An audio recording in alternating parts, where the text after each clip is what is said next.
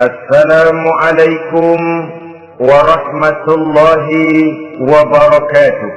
وعليكم السلام ورحمة الله وبركاته. بسم الله الرحمن الرحيم. الحمد لله رب العالمين، والعاقبة للمتقين، ولا عدوان إلا على الظالمين، والصلاة والسلام على أشرف الأنبياء والمرسلين سيدنا ومولانا محمد وعلى آله وأصحابه المجاهدين الطاهرين. أما بعد. Saudara-saudara kaum muslimin rahimakumullah, salah satu kelebihan makhluk bernama manusia, yaitu bahwa Allah subhanahu wa ta'ala menghiasi hidup manusia ini dengan syahwat, atau yang lazimnya kita sebut sebagai hawa nafsu. Inilah tenaga yang merupakan daya dorong yang melahirkan dinamika dalam kehidupan manusia, yang menyebabkan terus-menerus terjadinya perkembangan dalam sejarah peradaban dan kehidupan manusia.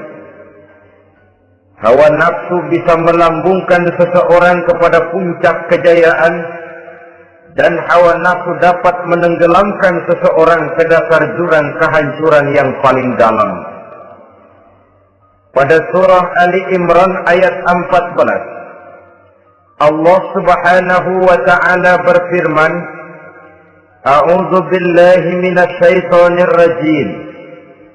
Zuyyina lin-nasi hubbus syahawati minan nisa'i wal banin wal qanatiril muqantarati minadh dhahabi wal fiddah wal khayril musawwamati wal an'ami wal harth.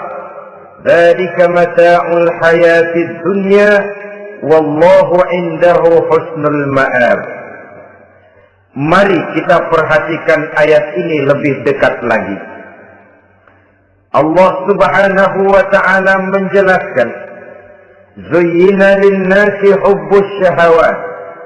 Makhluk manusia itu dihiasi dengan hawa nafsu. Dengan kata lain, hawa nafsu adalah perhiasan. Manusia tanpa hawa nafsu sama saja dengan orang yang tidak berhias, monoton, tidak mempunyai perkembangan dalam gerak kehidupannya. Tetapi kalau hawa nafsu adalah perhiasan, maka jika kita berbicara soal perhiasan, ada dua hal yang harus menjadi catatan pokok. Pertama, kapan satu perhiasan boleh kita pakai? Yang kedua, di mana perhiasan itu harus kita pakai? Kalau saudara berdandan rapi, pakai sepatu dengan kaos kaki, celana, jas, pakai dasi segala macam, tapi itu saudara lakukan pada saat saudara akan pergi ke WC, maka saudara sudah memakai perhiasan tidak pada waktu yang tepat. Begitupun sebaliknya, kalau jam tangan saudara pakai di kaki, kopiah saudara pasang di kaki, lalu sepatu naik ke atas jidat, maka saudara memakai perhiasan tidak pada tempatnya yang tepat. Demikian juga sifat yang bernama nafsu. Kapan dia boleh diperturutkan, di mana dia boleh disalurkan, adalah tugas daripada agama untuk mengatur syahwat atau hawa nafsu. Lihatlah kehidupan malaikat.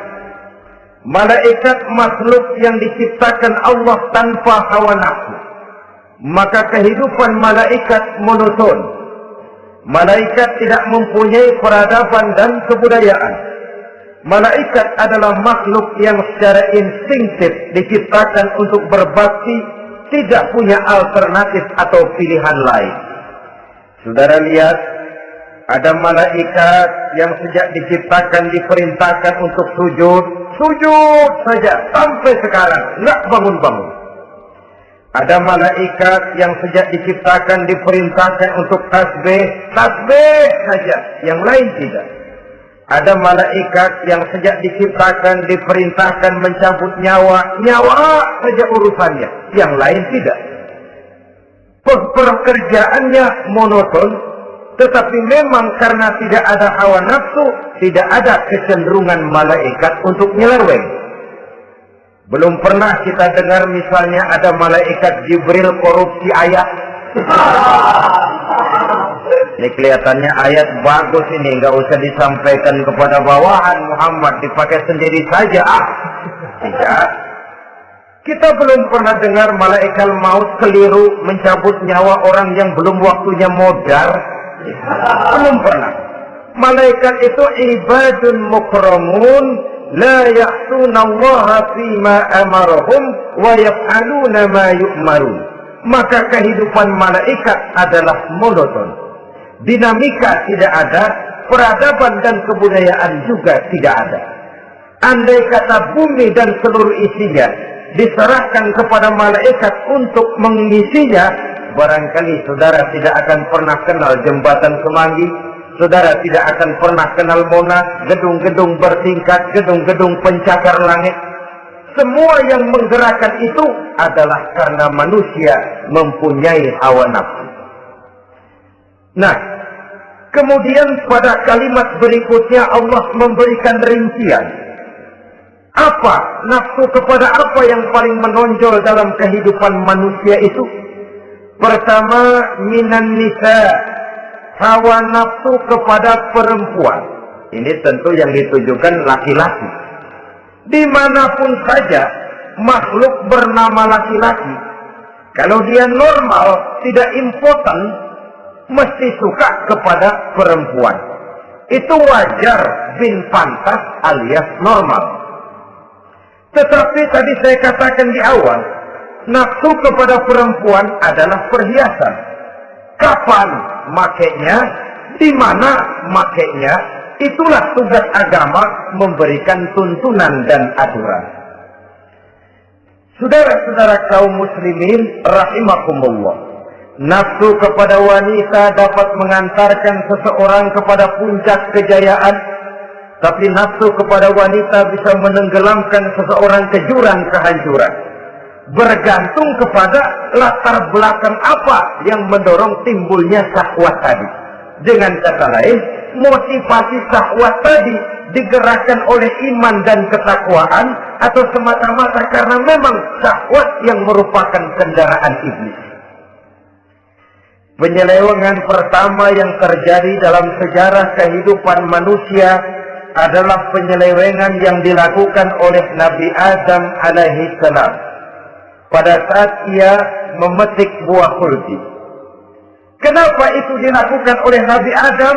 Karena terdorong oleh rasa sayang dan cinta kepada istrinya Hawa. Sebenarnya Hawa lah yang merajuk, Siti Hawa lah yang membujuk, dan Nabi Adam oleh karena syahwatnya kepada istrinya memperturutkan bujukan Siti Hawa itu.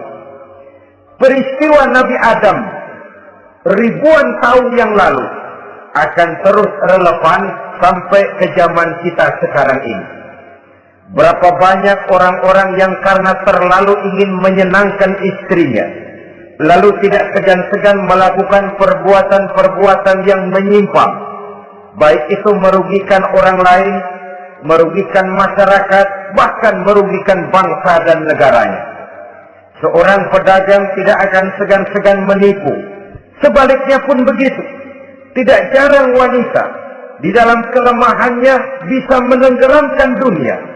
Seorang suami yang jujur, polos, lugu, sederhana bisa jadi koruptor ulung karena didorong-dorong oleh istrinya. Istrinya barangkali bisa saja dibakar-bakar oleh tetangganya. Suaminya jujur, sederhana, kepala bagian, tempatnya basah, tapi melarat. Istri rupanya tidak sabar melihat gaya hidup yang makin konsumtif, persaingan yang makin tajam, suaminya dikipas-kipasin. Kata istrinya, "Bang, tetangga sebelah kita lakinya pegawai kecil, Bang, tapi gelangnya kayak pelek beca. Abang ini kepala bagian tidak bisa memberikan saya macam itu, percuma lah." Kata suaminya, "Ya bagaimana, mau gaji saya cuma segitu-gitunya. Ya namanya kepala bagian, apaan, kayak sahabat dulu." Kalau sudah berpikir ke arah ini, artinya sudah nifasi suaminya untuk melakukan tindakan yang tidak wajar. Saudara-saudara kaum muslimin rahimakumullah, sejak zaman klasik sampai kepada zaman kita sekarang ini, kita melihat kecenderungan syahwat kepada wanita ini. Julius Caesar yang katanya gagah perkasa, ternyata tunduk di bawah kaki Cleopatra.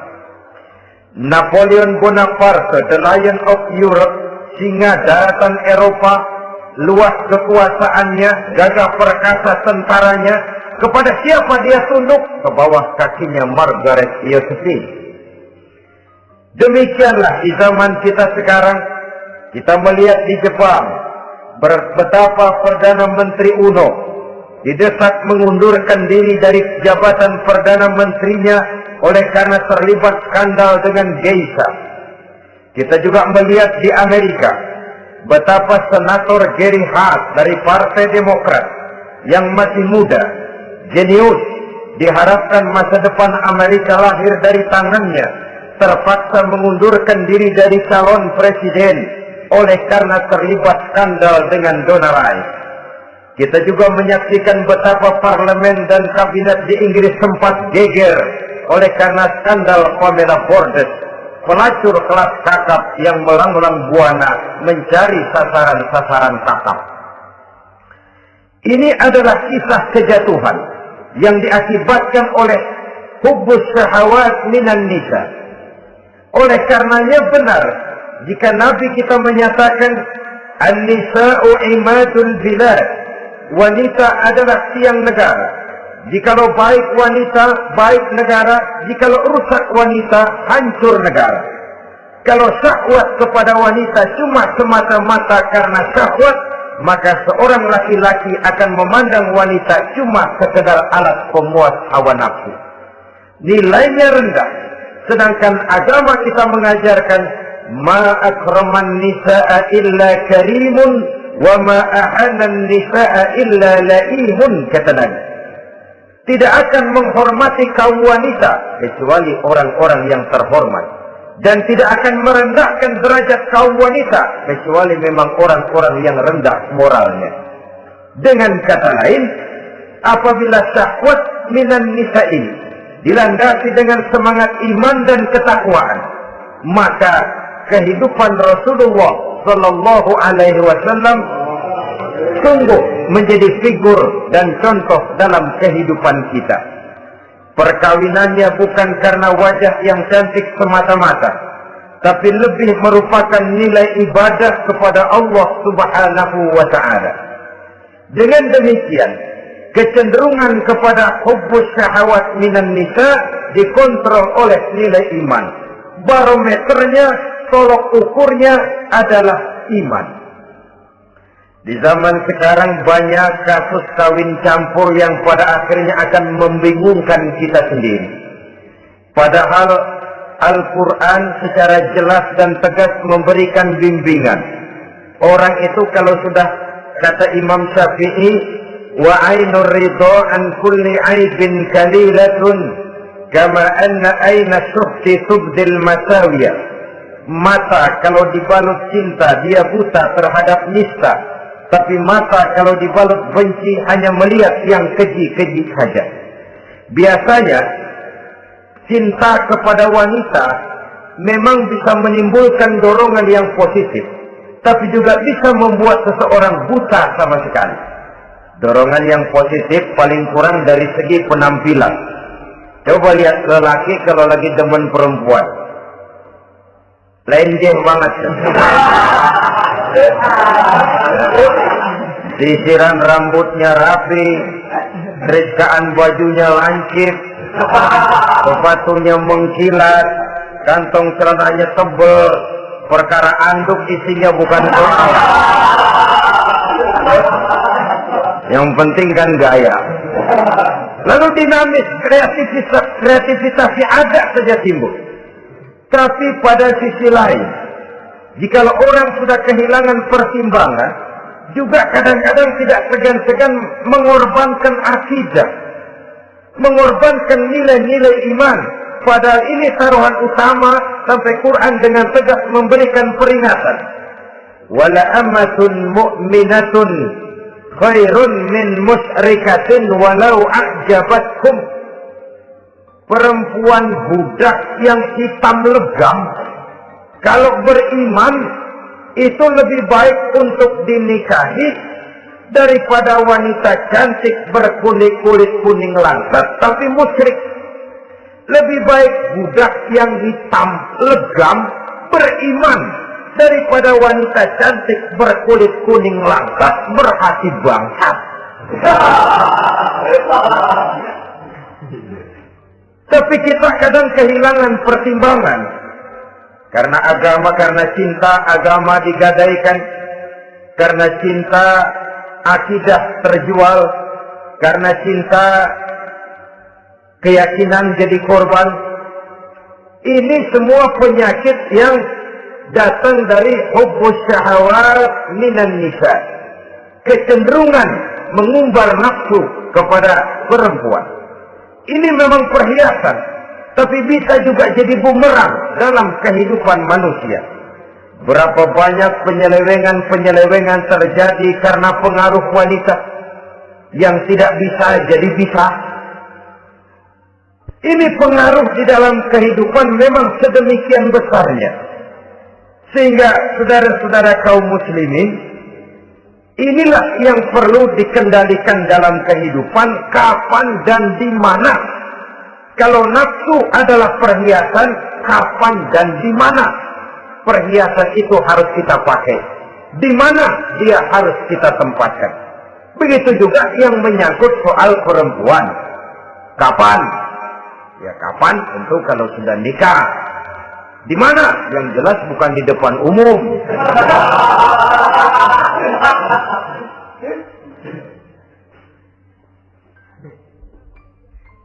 Ini nafsu yang pertama, minan nisa.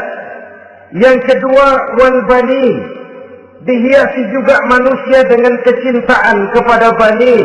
Makna banin di sini al-aulad, anak-anak laki. Kenapa disebut banin, anak-anak laki? Karena pertama, sering anak laki itu lebih jadi kebanggaan buat orang tuanya ketimbang anak perempuan. Sebabnya apa? Pertama, faktor nasab. Silsilah lebih kuat kepada laki-laki ketimbang perempuan.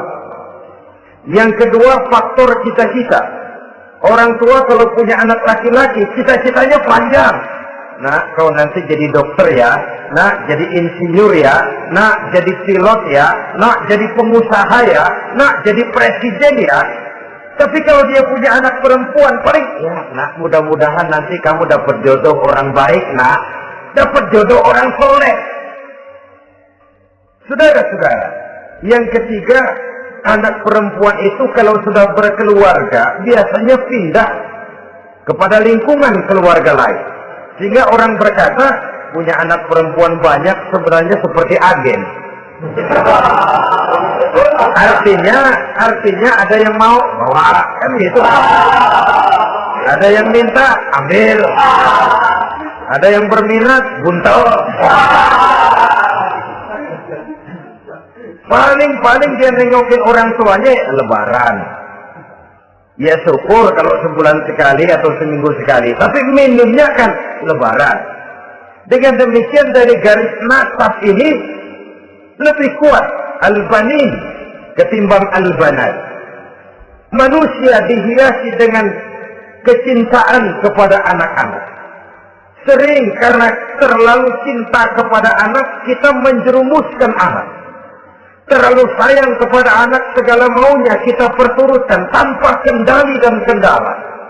Akhirnya sifat yang demikian itu malah mendorong anak untuk manja, tidak percaya kepada kemampuan yang dimilikinya, selalu mengandalkan kepada kebesaran, kemampuan daripada orang-orang yang dibanggakannya itu, dan dalam kondisi demikian kedewasaan dan tanggung jawabnya akan lambat berkembang. Maka Allah Subhanahu wa ta'ala memperingatkan bahwa harta dan anak bisa menjadi fitnah. Dalam ayat lain Allah juga memperingatkan, ya ayyuhalladzina amanu la tulhikum amwalukum wa auladukum an dzikrillah. Wahai orang-orang yang beriman, jangan sampai hartamu dan anak-anakmu memalingkan kamu daripada mengingat Allah. Jangan sampai kesibukanmu kepada anak dan harta benda menyebabkan kamu sampai lupa mengingat Allah Subhanahu wa ta'ala. Berapa banyak manusia yang tenggelam dengan melupakan Allah, jauh dari agama, jauh dari tuntunan syariat, oleh karena disibukkan oleh persoalan anak dan persoalan harta benda. Maka satu-satunya jalan, jikalau kita tidak ingin anak kita sampai memalingkan kita daripada mengingat Allah, nilai-nilai keimanan harus ditanamkan kepada mereka sedini mungkin. Dengan bekal ini, maka mereka, anak-anak kita, insya Allah tidak akan membuat kita orang-orang tua ini berpaling daripada mengingat Allah, berpaling daripada kehidupan beragama. Memang karena anaklah kita orang tua peras keringat banting tulang, pergi pagi pulang sore cari nafkah. Karena anaklah kita orang tua kepala jadi kaki, kaki jadi kepala. Asal mereka bisa menikmati hari depan yang lebih baik dari yang kita nikmati sekarang ini. Tapi berapa banyak juga orang-orang tua yang tidak sadar akan amanah berupa anak ini.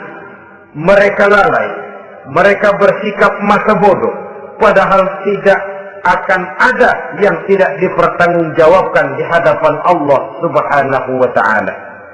Orang tua bisa mendapat pensiunan pahala kalau anaknya tumbuh menjadi anak yang soleh.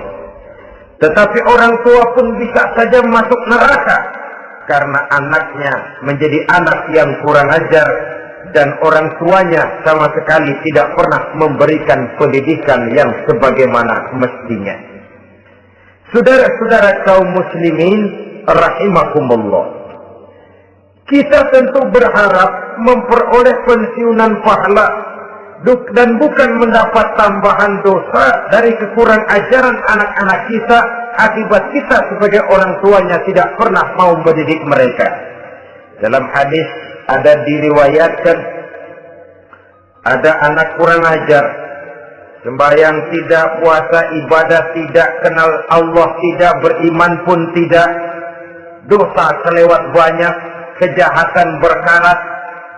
Di akhirat nanti disidang dia, ditanya, kamu kenal siapa Tuhanmu? Tidak. Kamu tahu siapa nabimu? Tidak. Kitab sucimu apa? Tidak tahu. Kiblatmu di mana? Tidak ada. Kamu sholat? Tidak pernah. Kamu puasa? Tidak pernah. Wah, kalau begitu kamu rusak sekali. Kamu neraka. Anak ini mengajukan protes. Saya menuntut keadilan. Benar saya tidak kenal siapa Tuhan saya. Saya tidak tahu apa kitab suci saya. Saya tidak pernah mendirikan sholat. Tidak pernah melaksanakan puasa. Pendeknya tidak ibadah dan tidak iman. Tapi semua itu terjadi sebab-sebabnya tidak lain karena orang tua saya tidak pernah mendidik dan mengajarkan saya. Orang tua saya tidak pernah mengarahkan saya ke jalan itu. Sampailah saya seperti keadaan yang sekarang ini. Orang tua saya enak-enakan ngaji, saya teler diantepin aja. Orang tua saya memegang kitab, saya megang botol. Dia tahu, dia diam saja. Dia tahu dan dia tidak memberikan peringatan. Karena orang tua saya lah, maka saya jadi seperti sekarang ini. Kalau saya harus masuk ke dalam neraka, saya menuntut keadilan agar orang tua saya juga ikut bersama saya gabung ke dalam neraka. Orang tuanya yang baik-baik dipanggil, sudah mau berangkat ke surga nih orang tua, dipanggil, "Tar dulu mas, ini dulu." Mau kemana, kencang banget? Surga pak, nanti dulu urusan belum beres. Ini benar anakmu ini. Dilihat anaknya, iya anak saya ini. Waktu di dunia nggak pernah diajarin ngaji, nggak pernah. Sampai dia nggak kenal Tuhannya, nggak kenal nabinya, nggak kenal kiblatnya, nggak kenal kitabnya. Iya. Dia sembahyang, kamu diam, dia nggak sholat, kamu diamin aja. Iya kali. Kenapa pakai kali? Yang benar ngomong. Ramadan dia nggak puasa, kamu nggak tegur, kamu diam saja. Iya. Wah, kamu nggak tanggung jawab. Kamu tahu anak itu adalah amanah. Menyia-nyiakan amanah adalah khianat. Khianat adalah dosa besar. Jadi bagaimana saya? Ya kamu gabung sama anakmu, join ke neraka berdua bareng. Lantaran kamu tidak mau mendidik mereka, anak-anakmu, maka jadilah anak-anakmu seperti sekarang ini. Saudara-saudara kaum muslimin rahimakumullah. Sebaliknya, jikalau anak-anak kita yang kita cintai ini, yang merupakan buah hati belahan jantung, tumbuh dan berkembang menjadi anak-anak yang soleh, yang bermanfaat bagi masyarakatnya, bagi agama, bangsa dan negaranya, kita orang tuanya bolehlah tentram menerima pensiunan pahala. Menerima pensiunan pahala dari kesolehan anak yang ditinggalkannya. Alangkah nikmatnya mendapat pensiunan pahala. Terbaring kita di bawah pohon kemboja, nilai kebaikan kita dikenal orang, nama kita akan tetap hidup.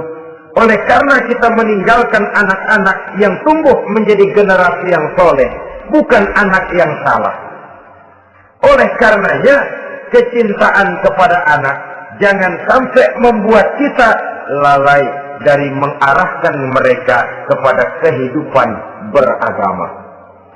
Di zaman sekarang ini, kecenderungan kita mengarahkan anak pun sudah kepada kecenderungan yang berbau materialistis. Maka yang ramai bagaimana anak bisa mengejar program MBA, Master of Business Administration, supaya keluar bisa jadi manajer. Bagaimana anak lalu kursus komputer, supaya keluar menjadi tenaga yang canggih di bidang komputer. Ya, kalau dia perempuan cantik, bagaimana dia bisa masuk Akademi Sekretaris and Management, supaya bisa jadi sekretaris. Atau bagaimana dia bisa masuk sekolah nyanyi, supaya nanti jadi penyanyi dengan tarik suara uang lalu mengalir ke dalam kocek jutaan nilainya. Maka yang ramai pun hal-hal yang semacam itu. Dalam pada itu, pengajian, kursus-kursus keagamaan, study club yang membicarakan masalah-masalah agama, ramainya kadang-kadang kalau bulan Ramadan, dianggap training center. Ya lumayan, daripada tidak sama sekali mah lumayan.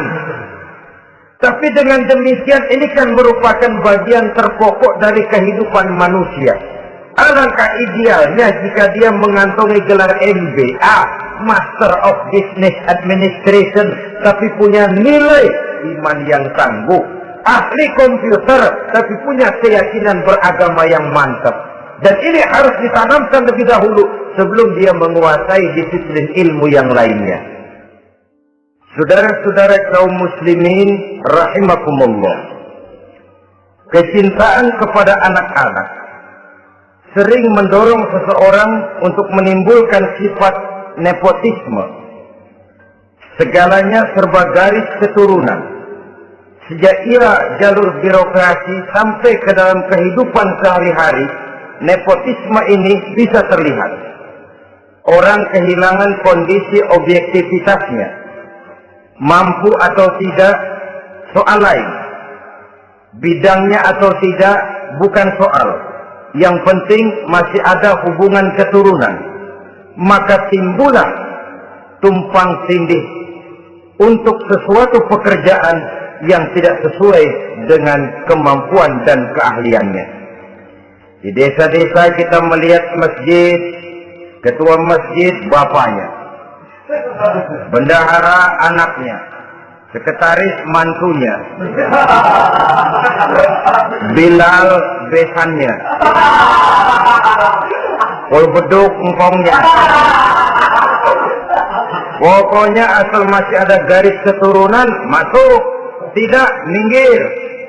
Ini pada akhirnya kurang menciptakan pemerataan kesempatan.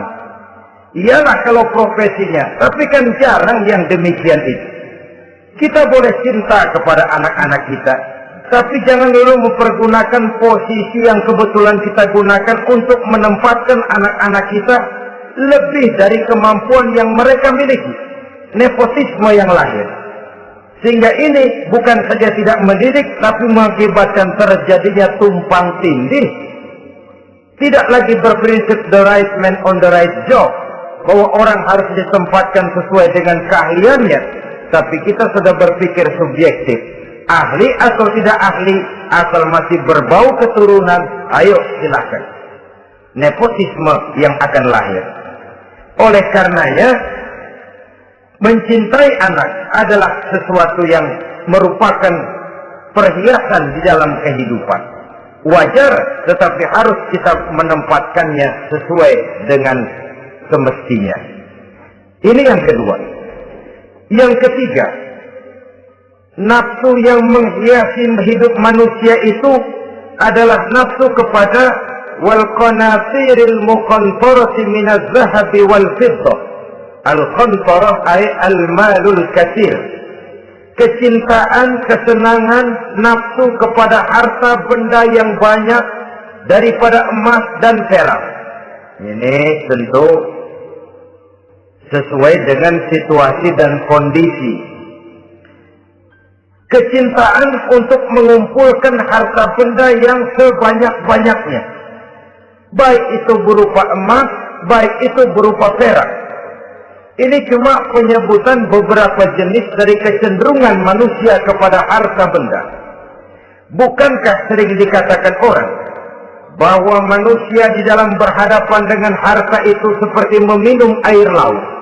Makin diminum, makin kering tenggorokan, makin haus kita dibuatnya. Apabila watak ini kita perturutkan, maka manusia tidak akan pernah kenal puas, tidak akan pernah kenal cukup.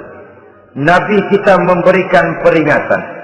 Lau anna libni Adam wadiyani min zahabin labtagha lahuma thalithan wa la yamla'u jawfa ibni Adam illa turab. Andai kata manusia mempunyai dua buah ladang yang seluruhnya berisi emas, akan puaskah manusia? Tidak. Mereka akan cari ladang emas yang ketiga. Wala yamla'u jawfa ibni Adam illa turab. Sungguh mulut manusia ini tidak akan pernah penuh terisi kecuali kalau sudah disumpal dengan tanah. Artinya kalau sudah dia dipendam di liang lahat baru cukup. Tetapi sepanjang dia masih bergerak, masih hidup dan bernyawa, masih bisa berusaha dan berbuat, dia tidak akan pernah mengenal puas. Ini akan mendorong manusia terjebak kepada menghalalkan segala cara untuk mencapai tujuan. Yang penting kaya, kan begitu. Dan cepat. Sebab sekarang orang sering motong kompas. Yang penting kan cepat kaya. Soal cara, kalau jujur aja mah, sampai kapan mau kaya? Perkara itu renten, bukan soal.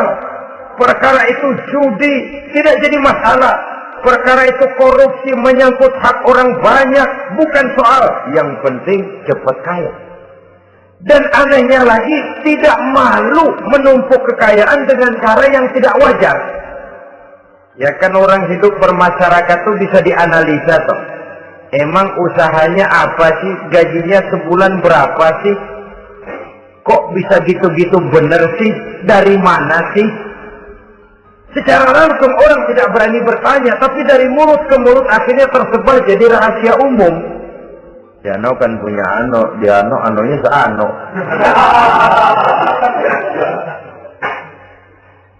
Ini bisa jadi bahan pertanyaan dalam kehidupan, akhirnya jadi gunjingan. Orang sudah tidak terlalu peduli dari mana kekayaan itu diperoleh, yang penting kaya.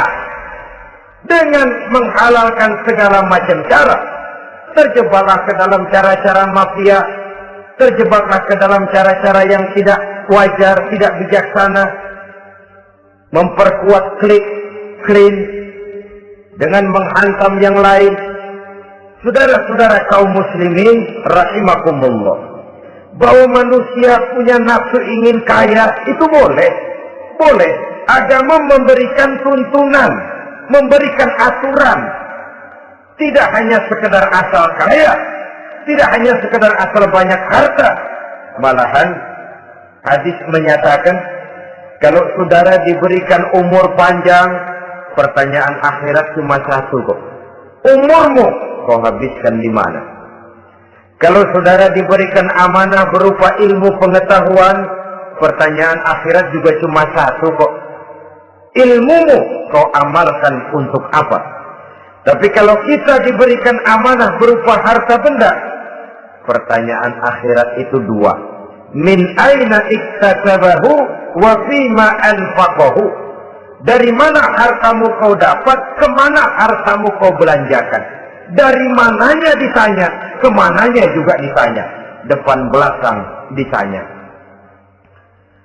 Dan kalau mempergunakan harta untuk kesenangan syahwat, orang berani bukan main. Tapi kalau untuk kepentingan agama, yang hakikatnya untuk kepentingan dirinya sendiri, berat seperti nyabut bambu dari ujung.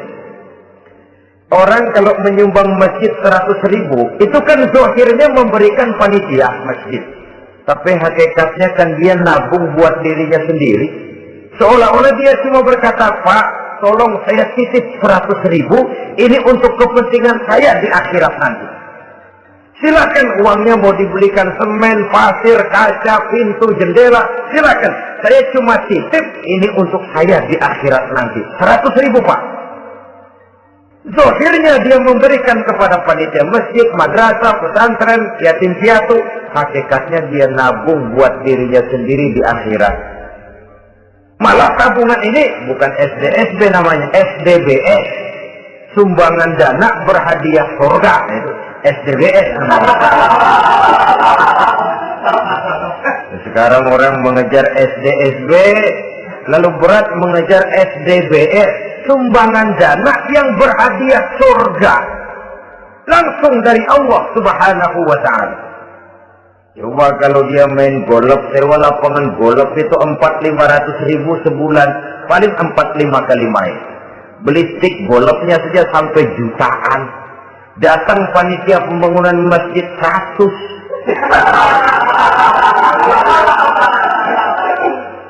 Minta didoain masuk surga lagi. Surga 100.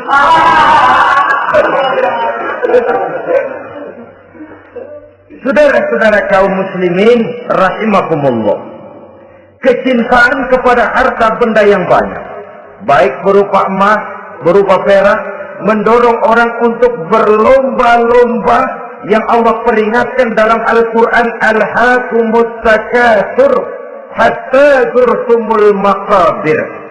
Kamu telah lalai akibat kamu berlomba-lomba memperbanyak materi dunia. Hatta zurtumul maqabir, sampai kamu dekat masuk ke liang kubur, baru rupanya sadar bahwa perlombaan ini tidak akan pernah sampai ke garis finish. Betapapun jauhnya rally Paris-Dakar, garis finishnya ada. Betapapun hebatnya medan yang ditempuh, buatnya gurun pasir Afrika, garis finishnya pasti ada. Itu kan rally yang terbuat di dunia katanya, Paris Dakar. Tapi garis finishnya ada. Namun jika kita berlomba memperbanyak harta, kita tidak akan pernah sampai ke garis finish. Yang kecil-kecilan aja dah. Kalau orang ditanya, kamu kenapa sih belum mau sembahyang? Ya, bagaimana mau sembahyang, Pak? Tinggal di Jakarta masih kontrak. Saban habis tahun diubur-ubur yang punya rumah. Kalau punya rumah sendiri, walaupun kecil-kecilan, saya mau ibadah, Pak. Ya, diberikan rezeki oleh Allah, bisa bikin rumah, walaupun kecil-kecilan. Belum juga mau sembahyang. Kok belum juga sembahyang? Iya, Pak, rumah emang udah punya sendiri, cuman kecil, Pak. Atasnya asap, kalau hujan aja bocor.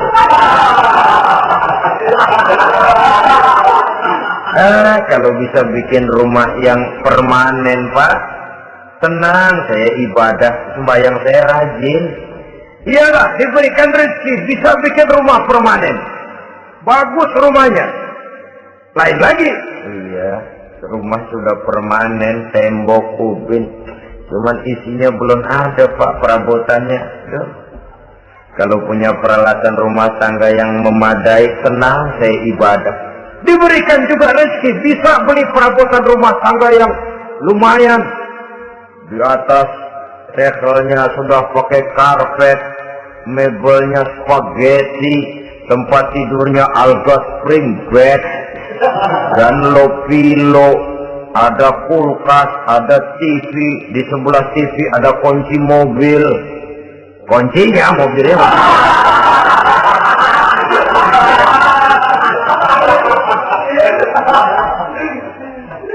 Bagaimana? Sekarang sudah cukup perabotan. Perabotan sudah ada, Pak, cuman kendaraan belum punya ini. Kemana-mana masih ngukur jalanan. Kalau punya kendaraan enak, kemana-mana cepet, Pak. Mau ke masjid juga getap dah, rajin. Diberikan rezeki, bisa beli kendaraan. Lain lagi nanti. Sudah punya sepeda, pengen punya motor, kepengen punya mobil, kepengen punya pesawat terbang, pengen punya kapal induk. Sudah punya kebun, pengen beli sawah, sudah punya sawah, pengen punya gunung, sudah punya gunung, laut diborong. Perlombaan materi tidak akan pernah membawa kita ke garis finish, karena sifatnya sangat abstrak, bahkan akan mendorong kita seperti gurita, cenderung kepada penyakit tamak bin rakus alias serakah. Dengan demikian, saudara-saudara, bahwa kecintaan kepada harta merupakan nafsu, dan nafsu itu adalah perhiasan, dia bisa menjadi daya dorong positif. Kalau dalam upaya memperoleh harta itu kita tidak akan keluar dari tujuan keridhaan Allah. Saya cari nafkah, tapi yang Allah ridho. Saya ingin kaya, tapi dengan cara yang Allah ridho. Ini kunci yang akan menyelamatkan kita manusia dari perangkap menghalalkan segala cara. Ini yang ketiga. Yang keempat, dihiasi manusia itu dengan nafsu kepada wal khairil musawwamah, kuda yang bagus, kendaraan yang bagus, kuda yang terpelihara. Al-musawwamah ada yang mentafsirkan ar-ra'iyah. Ar-ra'iyah itu yang digembalai. Binatang ternak, kuda yang digembalai atau kuda yang diikat. Artinya, kalau dulu kan yang namanya tuan-tuan tanah itu baru dibilang bejeger kalau kemana-mana naik kuda. Jet set zaman dulu itu. Itu udah kelompok jet set, itu kendaraan. Kalau sekarang baby benda, dulu mah kuda band.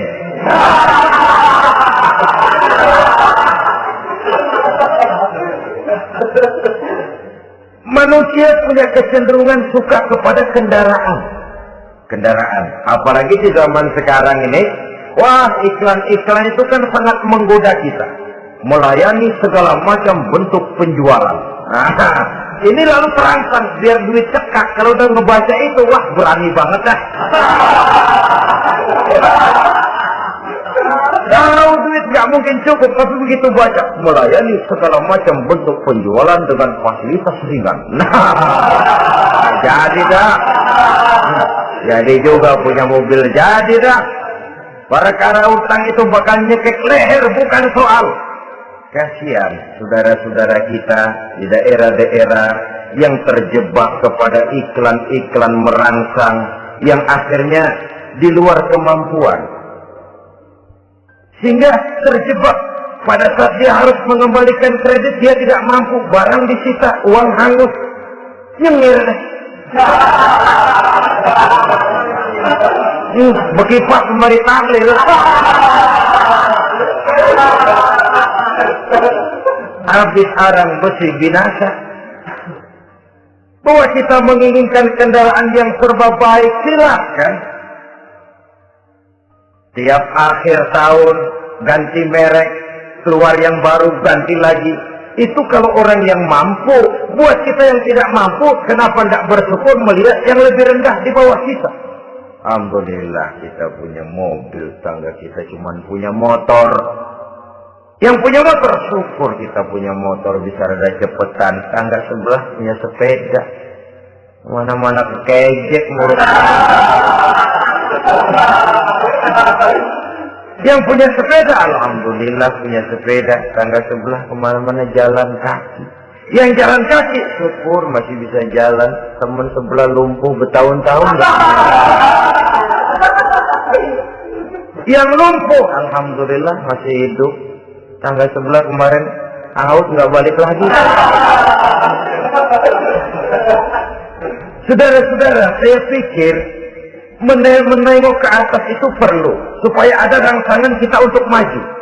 Tapi menengok ke bawah pun juga lebih perlu agar kita mensyukuri yang ada dan tidak suudzon, tidak buruk sangka kepada Allah.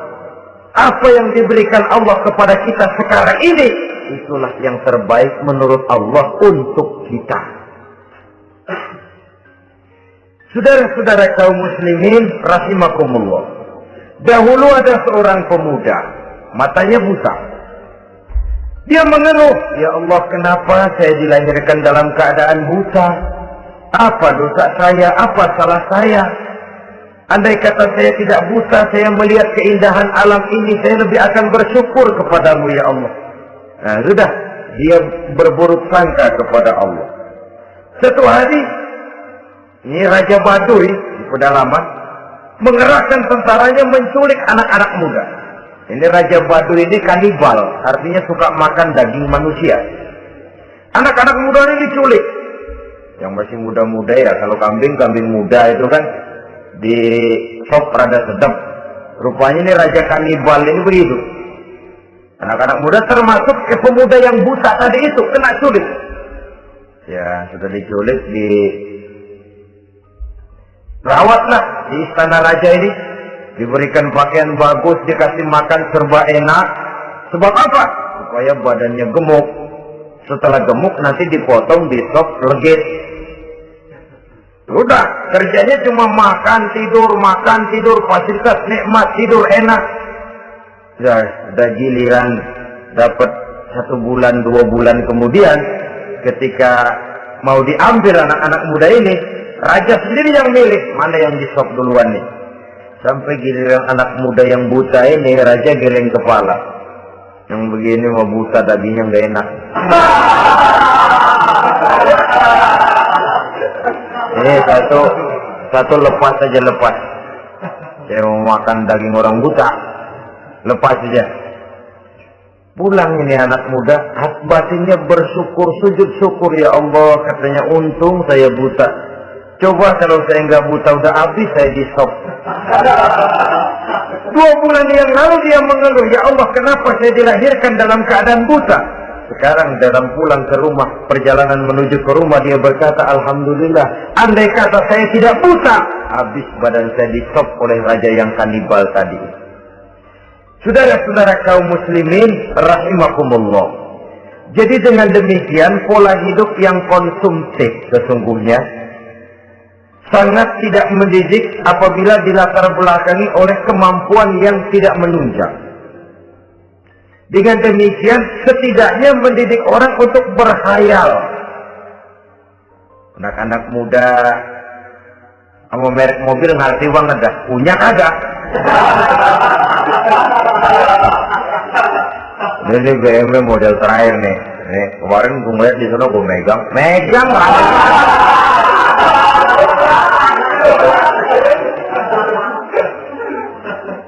Tulul amal ini kalau tidak diimbangi dengan saluran yang positif, dia akan terjebak kepada penyakit tulul amal, panjang angan-angan. Baiklah ya, wal khailil musawwamah. Yang keempat, yang kelima maksud saya, wal an'am, cinta kepada binatang ternak. Manusia ini kan punya kecenderungan macam-macam. Setelah rumahnya bagus, hartanya banyak, kendaraannya cukup, ingin beternak. Jadilah peternak. Ini kecenderungan manusia, wajar saja sepanjang didapatkan dilakukan dengan cara-cara yang wajar. Wal harth, dan tumbuh-tumbuhan, bertani, bersawah, berladang, itu merupakan kecenderungan daripada manusia. Keseluruhan itu kata Allah, kecintaan kepada wanita, kepada anak, kepada harta benda, kepada kendaraan, kepada binatang ternak, kepada tumbuh-tumbuhan, zalika, semua itu mata'ul hayatid dunya, merupakan kesenangan hidup dunia. Berapa lama kesenangan hidup dunia? Sebentar, seumur manusia. Seumur manusia. Bahkan kadang-kadang pada saat dia masih hidup pun orang tidak sepenuhnya sempat menikmati kesenangan hidup dunia. Apabila ajal datang, selesailah kehidupan dunia sampai di situ. Orang-orang kafir buat mereka surganya di dunia ini. Bila kehidupan di dunia selesai, selesailah sudah surganya sampai di situ. Kesemua itu dan kata Allah merupakan kesenangan daripada kehidupan di dunia. Wallahu indahu husnul ma'ab, dan Allah mempunyai tempat kembali yang sangat baik. Nah, setelah Allah menjelaskan semua itu, pada ayat yang ke-15 Allah memberikan jalan keluarnya. Memperturutkan nafsu kepada wanita, anak-anak, harta benda, kendaraan, binatang ternak. Bijaksanakah itu? Dalam ayat ke-15 surah Ali Imran ini Allah memberikan penjelasan tuntas. Qul a'unabbi'ukum bi khairin min zalikum. Katakan kepada mereka Muhammad, maukah kamu aku beri kabar yang lebih baik dari semua itu? Lebih baik daripada kesenanganmu kepada wanita, kepada anak-anak, kepada harta benda, kepada kendaraan dan sebagainya. Mau kamu aku beritahu yang lebih baik daripada semua itu? Jawaban tentu mau. Kalimatnya bukan ukhbirukum, a'unabbi'ukum. An-naba itu berita yang besar. Lain dengan al-khabar, itu berita biasa saja. An-naba, sehingga pembawa berita disebut nabi. Dari naba yang pembawa berita yang benar. A'unabbi'ukum, maukah aku tunjukkan kepada satu berita yang benar-benar besar dan benar-benar lebih baik dari yang semua disebutkan tadi. Apa jalan keluarnya? Lillazina taqaw 'inda rabbihim jannatun tajri min tahtihal anhar. Bagi orang-orang yang bertakwa kepada Allah, mereka akan mendapatkan surga yang di bawahnya mengalir sungai.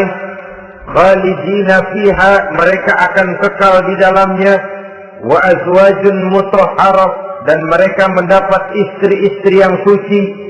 Waridwanum minallah, dan keridhaan daripada Allah subhanahu wa ta'ala. Kalau kamu hai orang-orang yang beriman, kalau kamu hai manusia menyangka bahwa nafsu kepada wanita, anak-anak, mengumpulkan harta benda, kendaraan yang menarik, binatang ternak dan tumbuh-tumbuhan itulah yang lebih baik untuk kesenangan dunia. Memang itu kesenangan dunia. Tapi nih, seolah-olah kata Allah, nih, saya kasih tahu kamu, aku beritahu yang lebih baik dari semua itu. Apa? Takwa kepada Allah. Kecintaan kepada wanita. Kalau takwa dasarnya, orang nggak amburadul, nggak semrawut, nggak pokoknya gue masalah perempuan dan mbak terus. Tapi punya kaidah, punya norma. Demikian juga kepada anak-anaknya. Demikian juga kepada harta benda. Pokoknya asal harta, mau halal, mau haram, tekuk terus deh. Semuanya dilandasi oleh taqaw, lillazina taqaw, oleh ketakwaan kepada Allah. Nah, ketakwaan ini akan menghasilkan apa? Inda rabbihim jannatun tajri min tahtihal anhar. Menghasilkan surga yang di bawahnya mengalir sungai-sungai. Saudara-saudara kaum muslimin rahimakumullah, jika kita menyangka bahwa wanita bisa memberikan kesenangan, iya, kesenangan dunia. Jika kita menyangka bahwa harta benda bisa memberikan kesenangan, iya, kesenangan dunia. Jika kita menyangka bahwa kendaraan bisa memberikan kesenangan, iya, kesenangan dunia. Tapi kita tidak cuma ingin itu, kita ingin itu semua juga bisa membawa kesenangan akhirat. Caranya landasi dengan takwa. Kesenangan kepada wanita didasari dengan takwa. Maka jangan jadikan wanita cuma sekedar alat pembuat hawa nafsu. Kesenangan kepada anak-anak dilandasi dengan takwa. Maka anak-anak diarahkan kepada jalan yang diridhoi Allah. Kesenangan kepada kendaraan dilandasi dengan takwa. Maka kendaraannya selalu mengarah berjalan menuju jalan takwa, diridhoi oleh Allah Subhanahu wa ta'ala.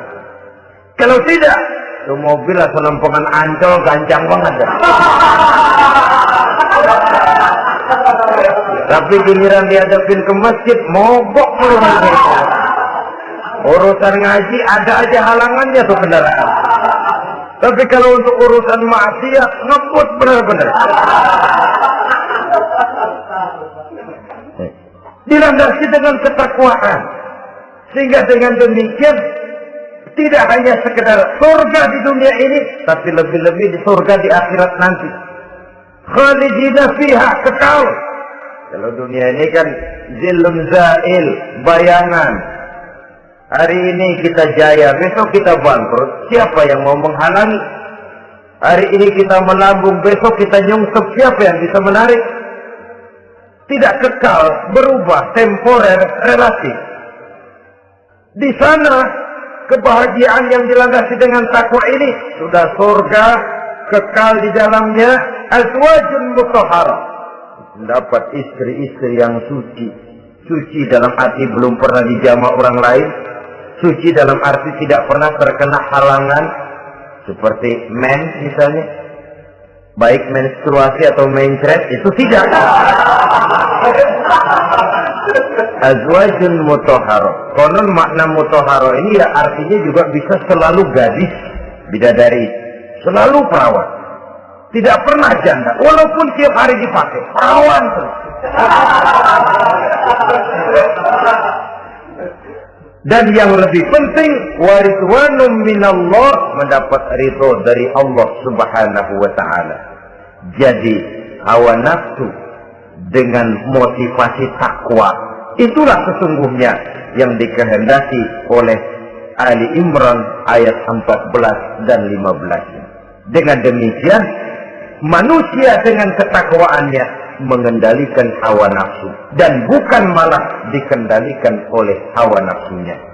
Sehingga dengan demikian seluruh fasilitas yang dimilikinya, baik itu berupa istri, anak, kendaraan, binatang ternak, harta benda, tanam-tanaman, seluruhnya semakin meningkatkan ketakwaannya kepada Allah Subhanahu wa ta'ala. Mudah-mudahan kita bisa mencapai tingkat ini, di mana kita hidup mampu dan sanggup mengendalikan nafsu, bukan malah dikendalikan oleh hawa nafsu. Terima kasih dan mohon maaf. Wassalamualaikum warahmatullahi wabarakatuh. Waalaikumsalam.